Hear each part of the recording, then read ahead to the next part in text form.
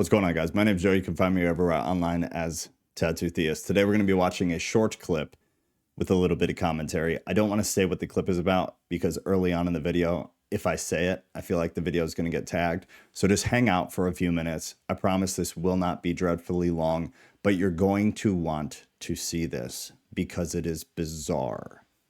Here we go. The COVID vaccine can serve as an image of God's redemption. Redemption is God's ultimate answer to the problem of original sin. Redemption is taking something that originated in a wrongful state and reworking that thing into something good. The Bible tells us that in his death and resurrection, Jesus redeemed human sin, the very human line. 1 Corinthians 15:22 puts it this way: "For as all die in Adam, so also all shall be made alive in Christ." In other words, Adam's original sin had an impact on us all. We are descendants of his spiritual line, and we are impacted by his original sin. But the sinful origin is not the final verdict. The spiritual line of Adam has been reworked by Jesus, so that what began as a story of sin and death has been reworked into a story of forgiveness and life. That is what it means to be made alive in Christ. That is redemption.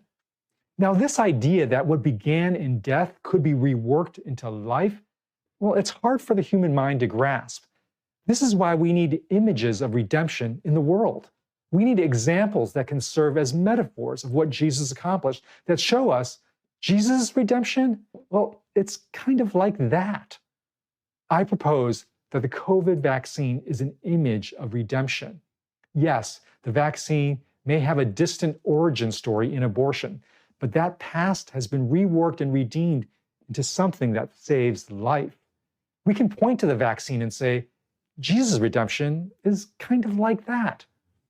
And indeed, the production of a vaccine in less than a year, it's really a miracle. Something like this has never happened this quickly. I personally believe God's redemptive power was present in the process. All right, so a couple of points here, and I'm not going to get political. I'm not really going to talk about the vaccine, so chill. But what I do want to talk about is this concept of pastors doing this. The idea that he's doing this at all is really troubling because it is political and it is dangerous. And I don't want to say why it's dangerous for obvious reasons. YouTube isn't kind about it. But we know things about the vaccine now, or at least we have ideas about the vaccine now.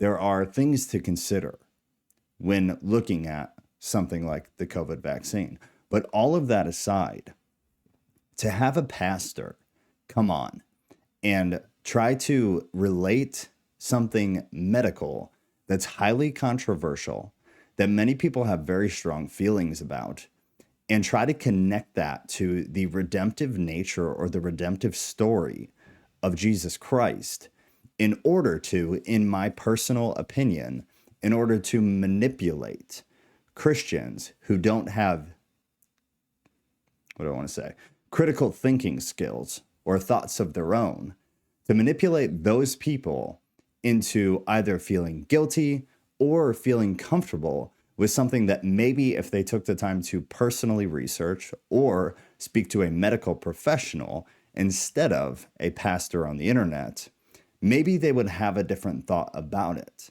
So this comes across as manipulative. It comes across as highly political, and I don't like it. I don't like it. I'd be curious to hear what you guys think about it, whether you agree with him, whether you disagree with him. But I don't like this coming from a pastor. It doesn't come across well. There's a lot of, again, controversial ideas, concepts, thoughts about the COVID vaccine to begin with. But then to have a pastor, somebody who many people probably trust, many people probably just believe whatever he says, because again, there's a huge number of Christians who don't critically think about things. They just hear information from pastors and they believe it to be fact, which I have a problem with to begin with. But then when pastors know that and they use that to manipulate those easy people, it's in bad taste at the very least. That's like the nicest way I can describe it. It's in bad taste. But let's go ahead and finish it.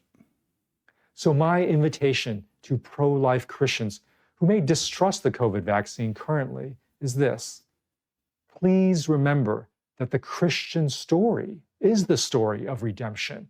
Every one of us has an origin story in sin. None of us can avoid this.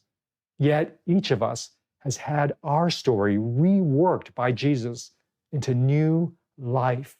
Okay, I'm sorry I have to stop. But that's not what it's about. That's not what it's about. It's not, COVID isn't, it's not a redemption story. And relating it, he related it to pro-life stuff from back when, which again, we're not going to get into.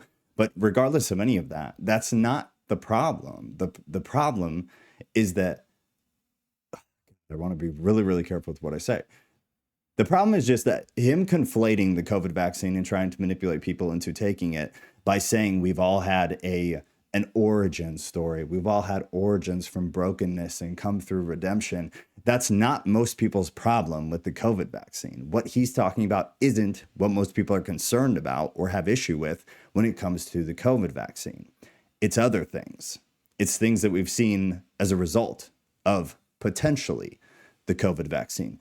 That is why most people have the thoughts that they have about it, is due to that stuff.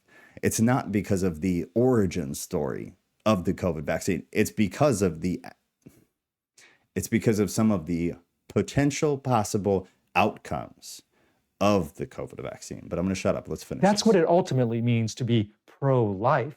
To be pro-life is to be pro-redemption. And to be pro-redemption, in my view, means being pro-vaccine. All right, so let's talk about that. Being pro-life means being pro-redemption. No, for most people, what pro-life is not wanting to murder babies before they have a chance at life. It's not about a vaccine. Vaccine isn't pro-life. Prove that. And then maybe people will change their opinion of it. The problem is we have literally almost no medical evidence or scientific evidence that shows that truly prevented a bunch of death. That is most people's issue with it. And I feel like I'm dancing very close to the line to getting in trouble, so I'm going to pull it back. But pro-life, in most people's mind, we're thinking about abortion. That is pro-life. Pro-life is not wanting people to die unnecessarily. In the event or in the case of abortion, it's very cut and dry. It's very black and white. If you abort a child, you kill a child. If you do not abort a child, then the child doesn't die. That's very simple. If then you try to conflate a pro-vaccine message into pro-life, you have to be able to prove that. You have to be able to substantiate that somehow. And the problem is that you can't, because we don't have the information. In fact, there seems to be compiling information, walking very closely and on this tightrope, that it's the opposite. And again, I don't want to get political. I'm not anti-vaccine necessarily, but I'm anti doing things that we don't know about. I'm anti pushing or manipulating easily manipulated people into doing things that maybe they were uncomfortable with or maybe they weren't, but pushing them or manipulating them into doing something that could potentially be dangerous. It's in bad taste. Again, to say it in the nicest, most politically correct way I can. It's in poor taste to do that. I really don't like this. I really don't like this. But I'm interested to hear what you guys have to think about it. So let me know your thoughts below. Hopefully this doesn't get taken down. I think we're allowed to talk about this now, but I was very careful. So YouTube, I hope I did a good job at following the rules. I love you guys.